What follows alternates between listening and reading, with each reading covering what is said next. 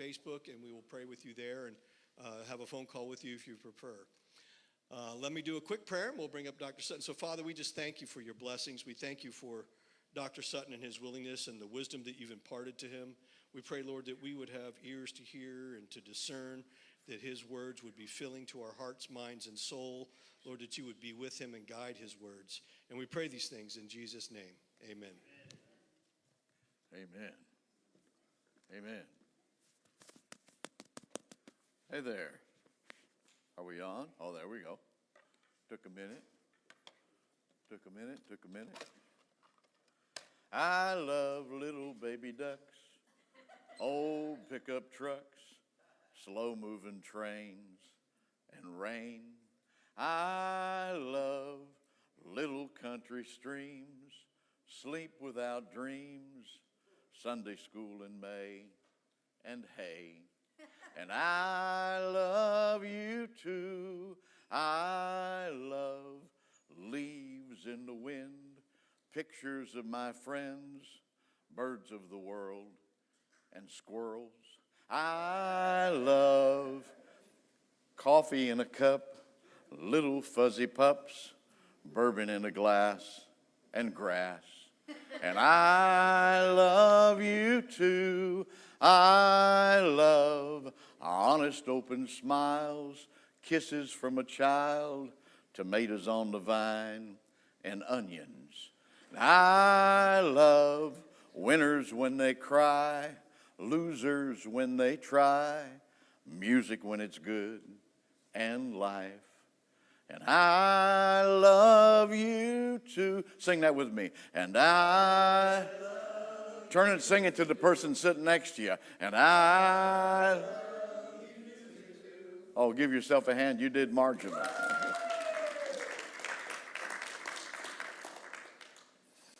So this lady died and went to heaven. She got up to heaven, and St. Peter met her at the gate. And he was talking to her, and they were walking around, kind of showing her the sights and welcoming her in. And she kept looking. She could see this whole thing going on over behind this horizon. But she said, so what is that back there? St. Peter said, oh, that's the main part of heaven. She said, really? Well, how do you get over there? He said, well, you'll have to spell one word correctly. She said, one word correctly? He said, yeah, just one word. She said, well, what's the word? He said, love. She said, love? And he goes, yeah. She said, L-O-V-E. He said, you're in. That's it. So she went on in, and she was enjoying heaven for some time. And St. Peter came to her and said, hey, you've been here for a while. Now it's your turn to work the front gate. She said, oh, I don't think I could do that. I don't know what I'd do. And he said, oh, you remember the routine. They come in when they ask about the big part. You tell them that's the main part of heaven. They have to spell one word to get there. You remember. She said, oh, yeah. You have to spell one word. And he said, yeah, love. And she said, yeah, L-O-V-E. He said, good, you're on. So she's working that front gate, just having a grand time. All of a sudden, she looks up, and there comes her husband. He comes walking up, and she sees so they have this fond reunion, and they give a hug, and they do all that, and so they start to chat and walking around and looking, and she says to the husband, well, what's been going on since I've been gone? He said, oh, it's been so wonderful. He said, you remember that pretty little nurse that took care of you at the end of your life? She said, oh, yeah. He goes, well, she and I got together, and I got married to her. She said, oh, really? He said, yeah, it was wonderful. And see, right after we got married, I hit the lotto and won $60 million. She said, really? He said, yeah, and so, remember that old house? We made all them payments on that house. I got rid of that house. I got a big mansion with a maid and a gardener and a 6-car garage. She said, really? He said, yeah, it was wonderful. Remember them? Oh, we always had cars breaking down. I had a new Ferrari and a new Maserati and a new Cadillac and a big 4-wheel drive truck and 2 Harleys. She said, really? He said, yeah, and all them trips that we planned, we were going everywhere in the world, and we had all those great dreams and trips, and I've been able to go on almost all of those. As a matter of fact, we were on a Mediterranean cruise. We were scuba diving. I hit my head on a rock and knocked me out, and this is how I ended up here. She said, I see. He said, so what's that over there? She said, well, that's the main part of heaven. He goes, well, what do you have to do to get in there? Well, you have to spell one word correctly. He said, one word correctly? She said, yeah, one word. He said, well, what's the word? She said, Czechoslovakia.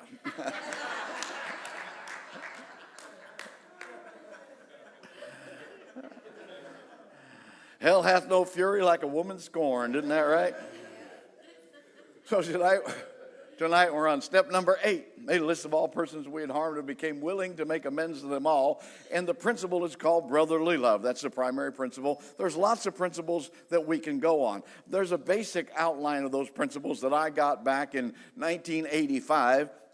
And I've been teaching the principles ever since. There's that the principles is what we're supposed to learn. Not just the activities of the steps, but we do the steps so we can access those principles. And once you get the principles, you have a bank of principles that you can live your life by. These are principles that we set down are guides to progress. We claim spiritual progress rather than spiritual perfection. So to learn the principles is key. And the more you learn about the principles, the better your life will become. Then if you ever lose track of one of those principles, you've got a step. You can go back there and work the step over again and pick the principle back up. I've never been an advocate that you have to work the steps every day of your life for the rest of your life and you can never get done. That's always been a little bit of an elusive concept. As a matter of fact, when I first got sober, if you told me you have to work these steps and once you're done, you got to work them forever, I'd have told you to... Well, I wouldn't say that in church, but what I would have told you wouldn't have been nice. Somebody explained to me, you work the steps. And the steps are the way that you access the principles. I got it. And see, the steps are like the scaffolding you put up to build a house. And you do the cement blocks and you put it in the windows and you paint and you add roof and you do all of that. And the scaffolding's there so you can build the house. When you're done, you don't set up your bedroom on the scaffolding. No, you move inside of the house and take the scaffolding down. Then if you ever need to repair the house, you can put the scaffolding back up. The steps are the scaffolding, and the house is called sobriety. That was worth the price of admission right there, but you all didn't applaud, so I think I'll move on. So there's a place that we're going to talk tonight about this thing called brotherly love. I like the topic. There's a lot of different terminology that we use for love. And I love the Bible descriptions. See, we have basically one word. It's called love, and we use it for everything. But if you go back into the original text, into the Greek, you'll discover there's lots of different terminology for love. One of probably the most common is the brotherly love that we talk about in step number 8. That brotherly love is the phileo love, or the city of Philadelphia. That's where we get that term from. That's brotherly love. And if you've ever been to Philadelphia, you know they don't have that anymore. That's something that's expired, apparently. I've been to Philadelphia, and it wasn't that friendly.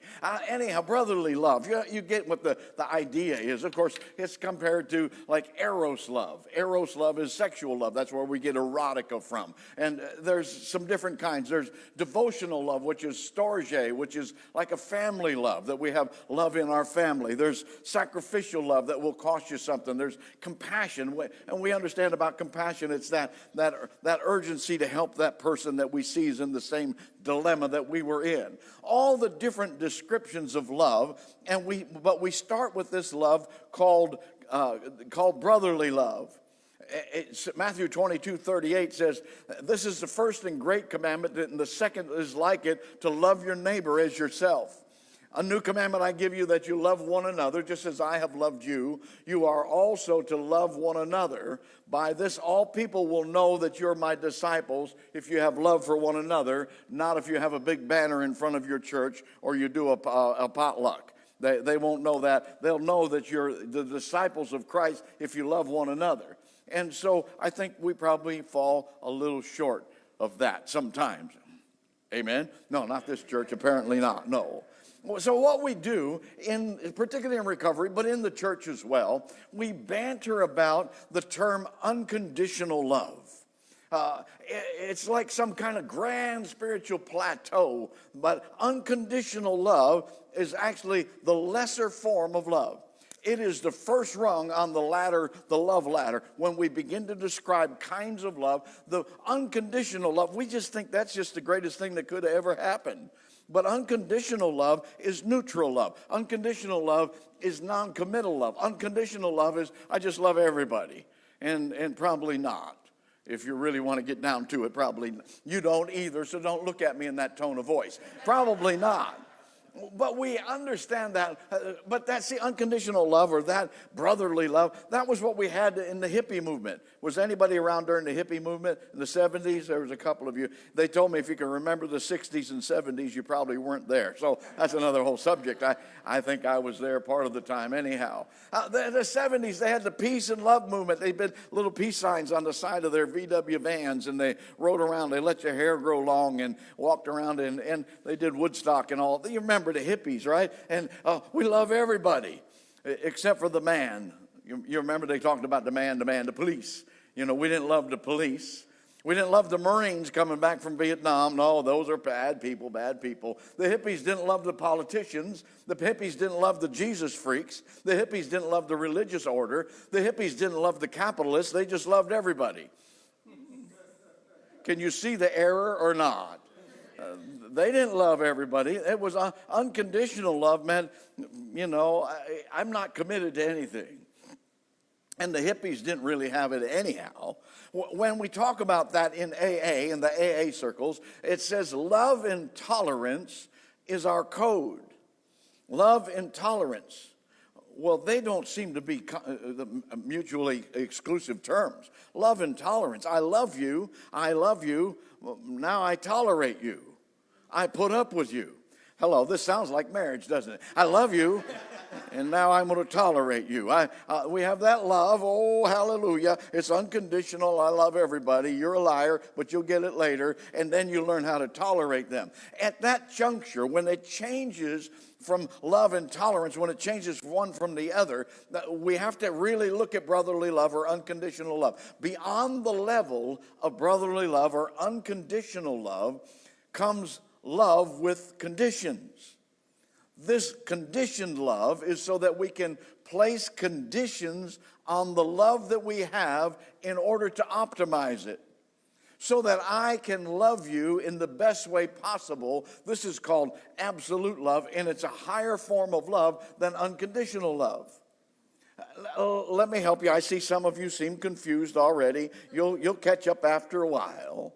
And so tonight, let me tell you, if I tell you something that just on the inside you go, no, that can't be right, you need to write that down and meditate on it for the next 48 hours because you're wrong. So that's how that works. Let me talk to you about conditional love. We love the banter unconditional. I'm going to talk about conditional love. I love my wife.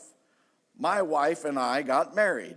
We got married, and it put conditions on our love. That love was open-ended when we first met. It was unconditional, and then it kind of grew through different phases. But that love was then conditioned by marriage vows.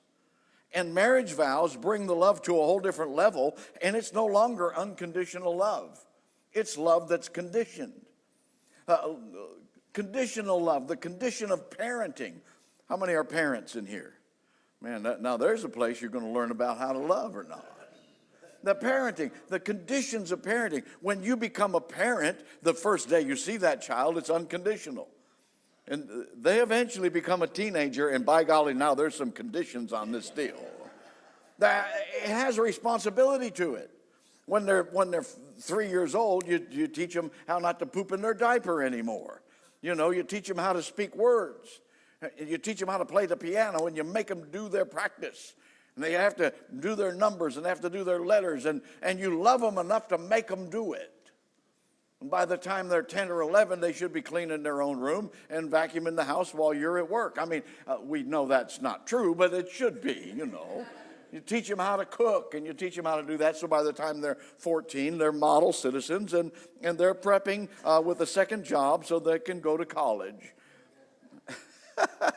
That's in some fantasy world, apparently. I didn't experience that. But see, parenting love is conditioned by responsibility.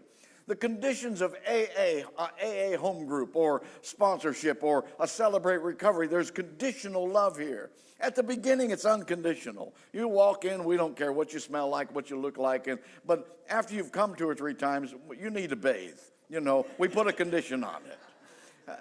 There's a reason why we have, you want to be part of our home group? Okay, you've got to do something. You've got to get a service commitment here. You want me to be your sponsor? Oh, now we've got some conditions on this deal. I loved you over there on the other side of the room, but now I know you. There's going to be something different. Well, there's conditions that come with that because it's necessary. Conditions of the person that loves sports, a sports fan or a hobbyist. The condition of their love. See, they have a passion. Here's the condition. The guy is a Bucks. We got any Bucks fans? Anybody here is a Bucks fan? We got two people that will admit it. Not too many people will admit that anymore. But they're Bucks fans. So the condition of that is they'd wear a Bucks jersey. But if I got them a Houston Texans jersey, I ain't wearing that. No. The conditions of my love for the Bucks are my sports. Excuse me, I ain't wearing none of your goofy stuff. And no Detroit Lions jerseys ever. And I'm not wearing one of those Green Bay hats. See, that's conditional. You put conditions on it. The sports fan does that. The hobbyist does that. Now, I have a son he's just the most remarkable guy, the way he does things. I'm getting ready to get on a plane Tuesday to go to Washington State for a couple weeks to spend time with him. I go out there every year for the last 16 years. He's a remarkable guy. He's about 6'6". He's about 240. He's a big guy. And he is the most meticulous guy with his hands. He makes parts. He actually built an AR-15 from scratch. You know, he's that kind of talent. He's a professional safecracker. He actually is certified by the government to open safes that other people can't open. And I've watched him, and it's like, whew, if you ever decide to be a crook, let me know. You know, he said, no, we learned about that in school, and the crooks go to prison. And he said they give us names and addresses if you'd like to write them. So, you know, but he's good at that. So he picked up this hobby, and he builds guns, and he makes parts, and he can do anything. He can make anything, absolutely crazy stuff. And so he decided that when he was younger, he wanted to do airsoft. And I said, you mean like paintball? He said, no, airsoft. I mean, it was like, okay. Airsoft is little pellets they shoot at you, and they sting just about as bad as a paintball, you know, and he wants me to go. And I'm going, yeah, I'll watch. I don't need to be shot. I'm an old man, please, you know. You guys I'll play if I can actually have a pellet gun, and then that'll equal it up. He became an advocate of that. And, you know, then he built his own guns, and he got into the 3-gun triad thing where you have a pistol, a rifle, and a shotgun, and you go through the courses, and he's really good at it. He's given up the major firearms because the ammo is so expensive. So he said, you know, I started doing paintball. I said, you mean airsoft? He said, no, paintball. I said, oh, I'm sorry, I had to catch up. You see, they're passionate. They have a passion for something, and that's what makes them like that. The conditions of love in a church. When you first come to the church, it's unconditional. Oh, come as you are, just as I am. You know, we come as we are, and then you get saved. Wait a minute, now we've got some rules to tell you about. There's theology, and there's standards, and the further you go into this, and the more connected you are, the more you understand those parameters. You know, so that you can understand the love that we have during worship, even if it is Beatles music. You know, it's another subject. I have now arrived at a new plateau. I saw Beatles music during the worship time. So it's like, I have the Beatles channel on my Sirius radio. And so I leave it on there most of the time. Most of the time I'm in the quiet, but I put it on. The conditions of love with God. My love with God and God's love for us is not unconditional. I said my love for God and God's love for me is not unconditional. He has given us a Bible. Are you familiar with the Bible? Has anybody ever showed you a Bible? A Bible, that's the love letter to us. And it's filled with condition. It's also filled with promise. You won't ever get the promises till you meet the conditions. In all of these conditional love states, there's a structure, there's choices, there's rules, there's guidelines, and there's outcomes. The general conditions of developed or absolute, what I call that kind of love is called absolute love. It's not unconditional. If you're still operating in unconditional love, shake that off and grow up. Yeah, I said it. So what? You'll be all right. The big book on page 77. So we're going to go to step number 8. Step number 8 says this. Step number 8 is we made a list of all persons we had harmed and became willing to make amends to them all. For some people, they're pretty sure they got that list because they read the big book. And in the big book, it talks about that. In the big book, it tells us that, we already have that list. But if you ever go to Bill Wilson's writing in the 12 and 12, you'll discover that, no, you don't. You don't really have the list that you need. You don't really have the list that takes you. That step 4 list. The 4th step. When you did the 4th step, that wasn't the same person that's here now if you've actually done the steps. When I did a 4th step, it was my perspective of life from a broken, fractured, confused state of being. And I wrote down all the stuff that was wrong with me from my perspective. That's why I don't do people's 4 steps with them. I did my 4th step, thank you very much, 1981. And I'm not going to do yours for you. My granddaughter, who's in the 3rd grade, she says, can you help me, Grandpa, with the homework? I can, but I'm not doing it for you. I already graduated from the 3rd grade. So I'm not going to do your 4th step for you. You need to do it from your perspective. So when you get to step 5 and admit to God, to yourself, and another human being, the nature of your wrong, you're doing it from your broken perspective.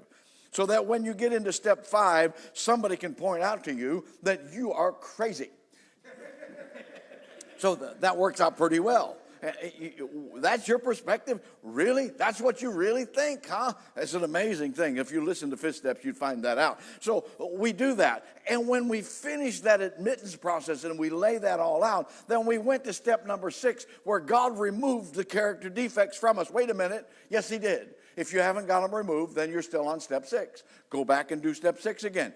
God will remove everything that you're ready to get rid of.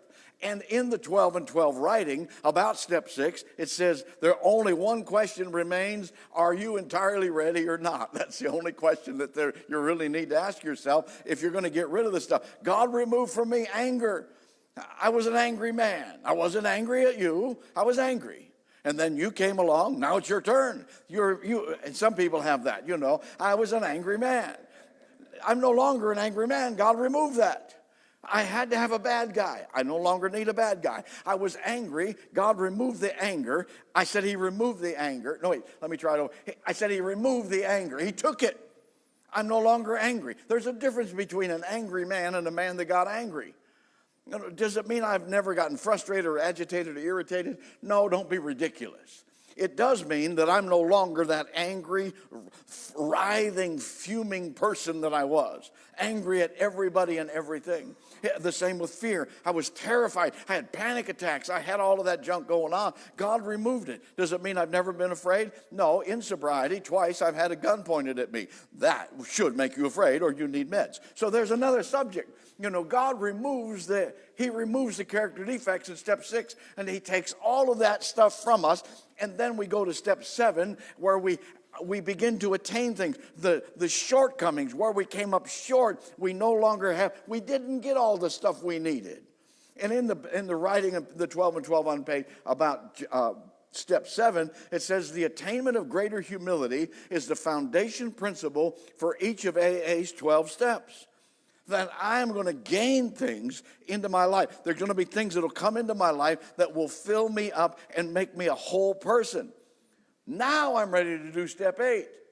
What, I'm going to drop back to the crazy guy in step 4, and I'm going to use that list? No, actually, the book says it differently. Bill Wilson's writing on that. It was really on page 77. He talked about that. It says, really makes an accurate, the person coming into this really makes an accurate and unsparing survey of the human wreckage he has left in his wake. To a degree, he's already done this when taking a moral inventory, but now the time has come when he ought to redouble his efforts to see how many people he has hurt and in what way. That doesn't sound like you step 4, don't do it. Oh, step 4 is the beginning point. I get that. But so much has happened from the time you move from step 4 to step 8 that we really need to embrace that idea. See, let me back up a little bit and talk to you a little bit more about this love thing. Because when you start doing this, you can't do a step 8 the way it says here, unless you've gotten to that place where you're loving on different levels. The big book on page 77 talks about it in step 8. It says the question of how to approach the man we hated will arise. Some of you didn't even know that was in there, but it says the person you hated. I know you didn't want to admit that you hated anybody, but you haven't done step 4 yet. So go back there and do it the way it's supposed to be done, and you'll find out who you hated. And if you pretend you didn't hate anybody, you're crazier than I thought you were. You did hate people. We all had that it was the absolute absence of love. It just becomes hate. I mean, it's not that complicated. It's not that I had to hate everybody, but I got to. So it was kind of that way. How do you stop hating? And, the step 8 is about all the persons we had harmed. How do you stop hating and harming people and love them? Number 1, that love requires that first you like them. To like them requires that first that you know them. Knowing them may require that you tolerate them. Tolerating them may first require that you stop fighting against them. Like the people in AA that you can't stand. Well, not this group, but there's another group that has people they don't like. Well, the people in church you don't like. The one person that irritates you in church. Oh, don't look at me like that. I've been a pastor for a long time. I know. The person that took your seat. You've been sitting in that seat for 12 years. And you come in and they're in my seat. I think I'll go to First Baptist. Enough of this Crossings Church. And that person's on your list. You won't shake hands with them anymore. It's like, oh yeah, you sat in my seat. See, we're so petty and nitpicky, we don't really get it. You've got to stop fighting against them. The big book says we cease fighting everybody and everything. To stop fighting may require that you address the fear that allows you to continue to hate and harm. What we did was out of fear. We harmed people. It says we stepped on the toes of our fellows and they retaliated. We harmed people. We hated people. Hate, all the prejudice and all of that stuff, it rises up out of fear. We're afraid of the other side. And in our culture now, the pathway's gotten wider and both sides are afraid of one another. I may not like you, but I ain't afraid of you. I don't care what your philosophy is. I ain't afraid of you. I know the King of Kings. He lives on the inside of me. Greater is he is in me than he is in the world. I don't have to be afraid of you. Consequently, I don't have to hate you. And if you're hating people on the other team, whatever the other team happens to be for you, then you're full of fear and you need to get free from that. This will require, to get rid of this fear, requires a change of beliefs regarding character defects and shortcomings about people and life in general. You got to change your beliefs. I'm not defined by what I feel, I'm defined by what I believe. I believe that what I believe makes me who I am. In order to get rid of all that junk, I've got to redefine what I believe. To love on this level requires conditioning. It's not unconditional. This room, everybody look around. Did you know you were in a room? You're inside of a room. This room has air in it. It has oxygen. How many know there was air in the room? When they first put the room together, there was air in here. Before they painted or put chairs or anything, there was air in here. And then they put all this other stuff in, and then they added a thing called an air conditioner. How many love air conditioning? I'm highly addicted to air conditioning. If it goes out, I get irritated. So the air conditioner went out on my truck this month, and it was like, okay, work stoppage. I don't care, and nothing else is going to happen until this is fixed. And so actually, I've got my own mechanic that is a sponsee of mine, and now I have air that you can actually hang meat in the back seat. It's an amazing thing. It cost me a lot of money, but he redid it. It was great. I'm kind of glad I didn't trade it in. I've been talking to threatening to trade it in for a year. Well, anyhow, this room is air conditioned. The air conditioner has fixed the air to make it better, to make it more functional. It's now cooler. Did you notice it's cooler in here than it is outside? It now no longer has the humidity in it. The humidity is gone. And it actually has filters that suck out a lot of the dirt and the particles and all that. So it's conditioned. The air became conditioned.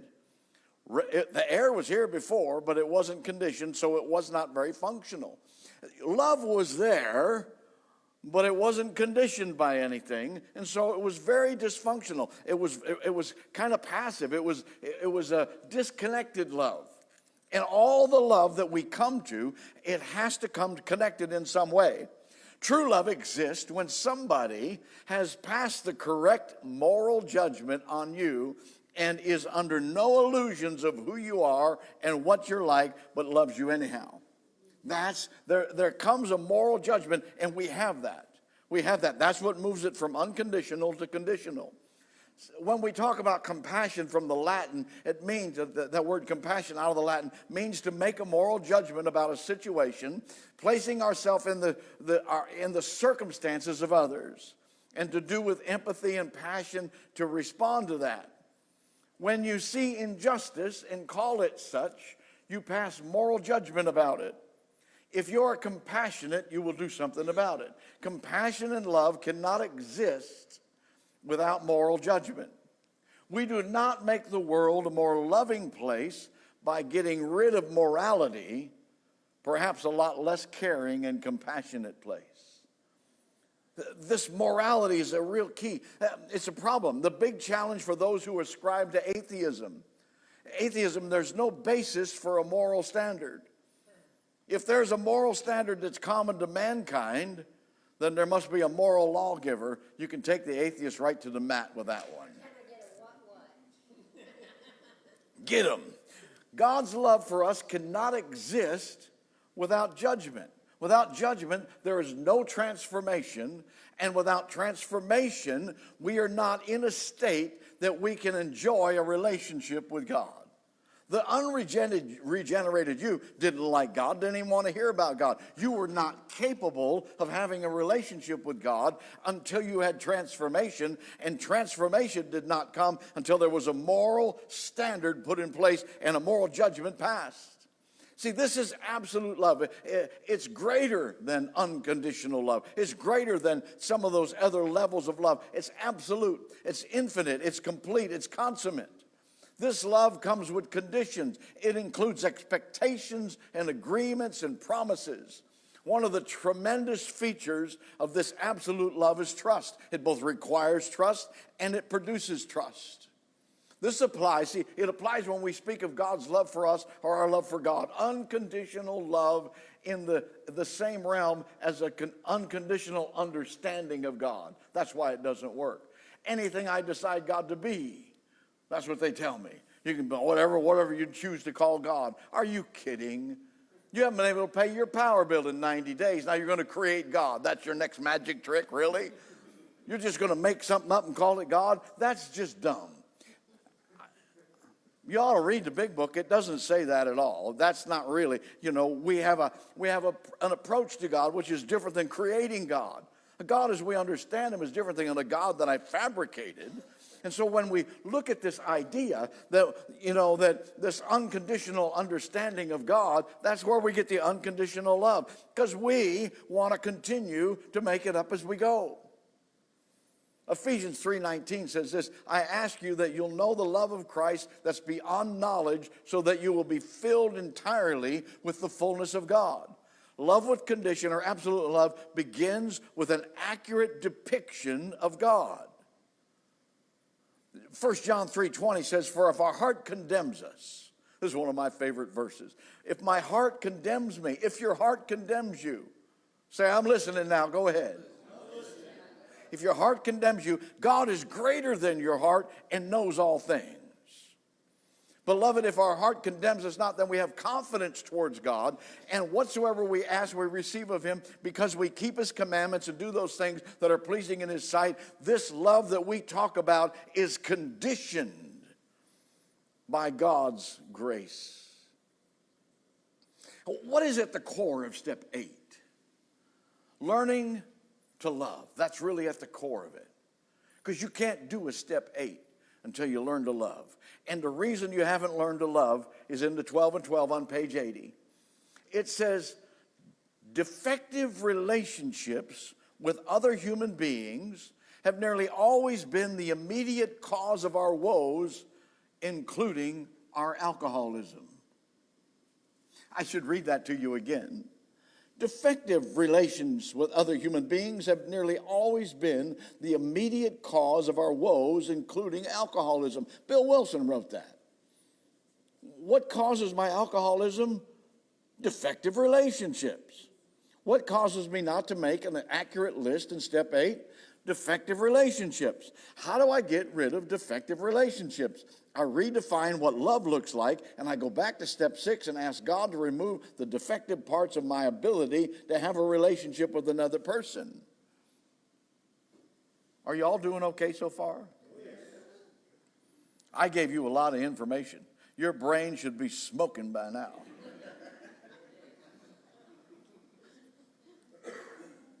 So it says that we need to redouble our efforts. A new list or a revised list in step 8 is both warranted and necessary. As you formulate the 8-step list, ask yourself these questions. Who? Who is the person or relationship that I'm talking about? Ask what? What was the event or the interchange or the moment? Because, see, sometimes we have a moment. There's moments in time. There were moments in my addiction, moments in my active addiction that changed my life. And there were moments in my sobriety that changed my life. That moment, what were the moments with people? You could have had a relationship with somebody for a long time, and in a moment you could have changed it. You could have been married for a long time, and then in a moment you ended up having a relationship, an affair, and it changed the whole relationship. And, you know, that stuff happens. Where? Where did it happen? Was it at work? Was it at home? Was it at a bar? Was it at the no-tell motel? Where was it that you did this stuff? When? What was the time frame? What was the frequency? Because it's vastly different that I had an affair with some guy's wife one time, or I had an affair every weekend with a different woman. These are two different things. You understand? And so I have to look at the time frame and the frequency and the why. What was my motives in all of this stuff that I was involved in? When you look at step number 8, you're going to add somebody to that list. By golly, you need to ask yourself the questions, because that's what it talked about in Bill Wilson's writing. He said you need to double down your efforts. Well, you did a 4-step, and it wasn't sufficient. You need to double your efforts, so what are we going to ask ourselves? Well, I just told you. Go back to who. Who is it that I harmed? In the past, when I was in active addiction, who was it that I harmed? Who is really impacted then? And who is impacted now? By you going out and picking up a drink. You going out and gambling again. You going out and doing the wrong thing. Who is impacted now? Who are you by your going out or even acting out? Why does it matter? Well, it's not hurting anyone but me. You are delusional. The big book says that. I said the big book says that. We're plagued by 100 forms of fear and self-delusion. You're delusional. Oh, you still love me or not? I'm really giving you a hard time tonight. Who have you harmed since you've been sober? You think it all ended when you set down the bottle and you took sainthood? You know, Saint Wade. He's the patron saint of getting high. I mean, if you're getting high and you're having problems, Saint Wade, he'll bless you. You know, like Saint Christopher, if you lose your car keys, he's the saint of lost items. You know, if you ever studied this stuff, it's fun. So it makes more sense than the astrology that I see. So anyhow, that's another subject. Who have you harmed since you've been sober? Who is still being hurt by your actions? Or who's still being hurt by your attitudes or your words? Who will be hurt by your actions in the days to come? Who is struggling tonight because of your actions, because of you? your spouse, your children, your co-workers, your best friend in AA. What are they struggling with? What are you struggling with? Romance, finance, and self-esteem. Those are the three big ones on the agenda. No matter what, any problem that you have after you remove the alcohol or the drugs or the gambling or the pornography, when you remove that stuff, then there are three categories of things that you're going to struggle with: finance, romance, and self-esteem. And you can categorize anything you want will fit in one of those categories. See, your choices, your words, your actions, your attitudes impact not only other people, but they impact your life. You live in an increasingly small world if it's filled with self-centered behavior. If it's all about you, your world is increasingly small. If we fail to break the cycle of self-centeredness, we will fail to make a list in step 8 that's accurately depicting who we are and what needs to transpire regarding amends in the future. There comes a place that we actually have to dig in and look hard. So let me give you some points on what will happen if you don't make the list. If you fail to make the list in step number 8, to redouble your efforts, if you just take step 4 and throw it down there because you're lazy, put at the top of your list, I'm lazy. Go back to step 6 and ask God to remove that slothfulness from you.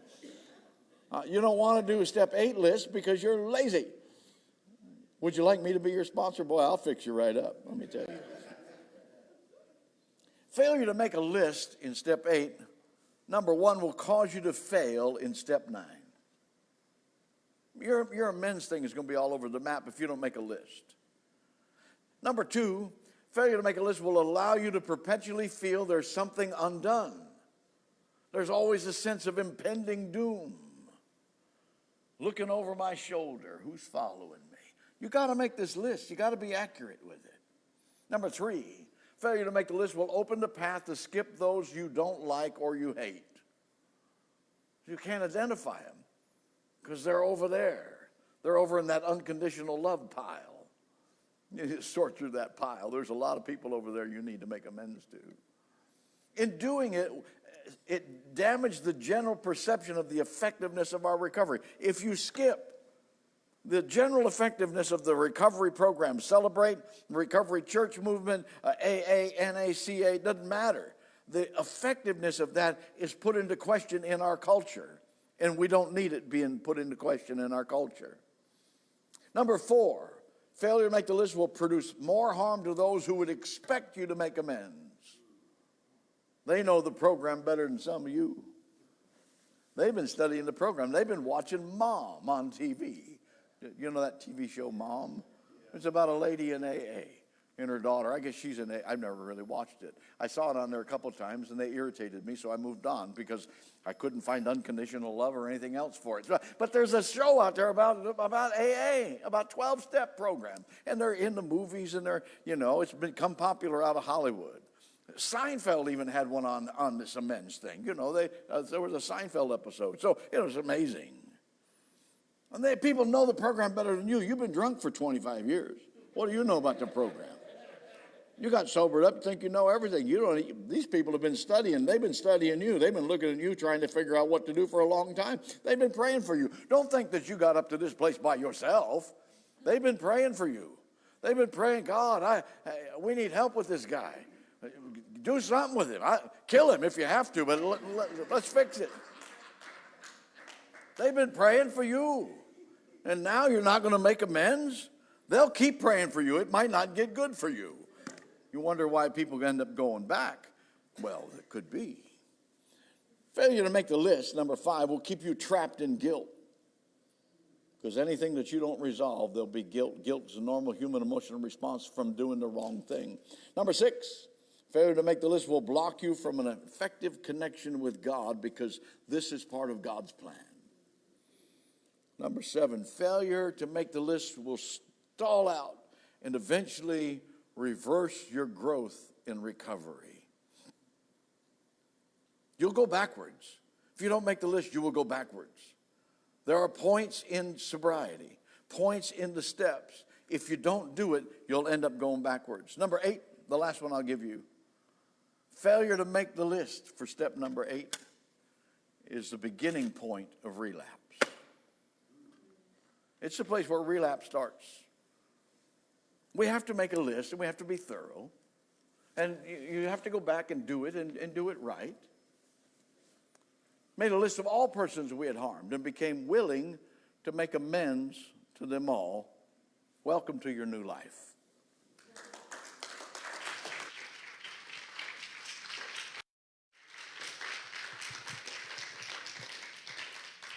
Well, great words. And if you are online and you'd like to get some of Dr. Sutton's books, you go to answeringaddiction.com and you can order them right online. If you're here, we'll talk about how to do it here. He's got to head on to his next appointment, but we're going to have a little time here. We're going to do crosses. If you're new to Recovery Church, 12-step traditions typically have chips or key tags. Well, we do crosses, and the end of the month, the last Saturday, we'll do celebrations of Mark's 30, 60, 90 anniversaries, etc. In between, we do what we call a surrender cross. Think of it like your white chip, but it includes a little more. Anything that you want to give up. I'm not saying just a substance that you want to lay down. I know we had some people here who quit smoking recently, but it could be a loved one. It could be a relationship. It could be the gambling. It could be thought processes. But if you have something you want to surrender to the Lord, everything the other side of here is off camera. And so if you want to come up and get a cross, Kurt will give one to you. Then we're going to take a break in between. We do have some books up here that are free. We've got, if you don't have a Life Recovery Bible, we want you to have one. We give those away every week. We've got some other books, some of which we're already giving away. Next week, I'll bring another Healing the Shame. Someone's already picked up one this week. We've got quite a few others. Come up and look. If you're interested in one of the books up here, take it. That's what they're here for. We're going to take a little break, and then the women are going to meet in the back room over there, and the men will meet in here until 7:30. 7:30 is a pretty good hard cutoff time. We got another group. The Biker Chapel comes in afterwards. If you're online and you'd like to talk about any of this, please reach out to us. We're there to pray for you, to pray with you, and to follow up on anything that you heard or want to know more about. All right? Thank you all.